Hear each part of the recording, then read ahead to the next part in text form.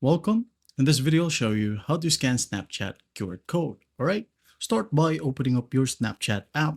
Now, once the app opens, just go ahead and locate the QR code that you want to scan. For example, right here.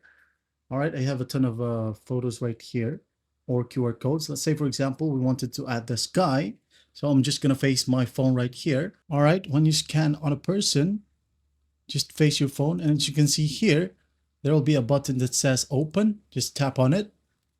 All right, and as you can see, you have just been redirected to a person's profile. All right, if you want to add, just go ahead and hit on add. Another option here is by looking for filters. For example, you're gonna want to check this filter right here, which is Spider-Man.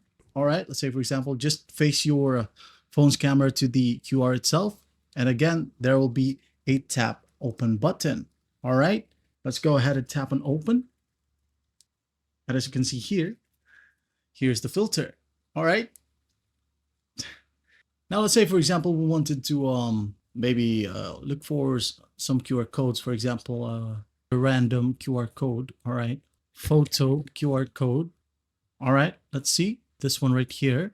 Now again, we're gonna want to face our camera to the QR code itself. All right. Let's say, for example, this one.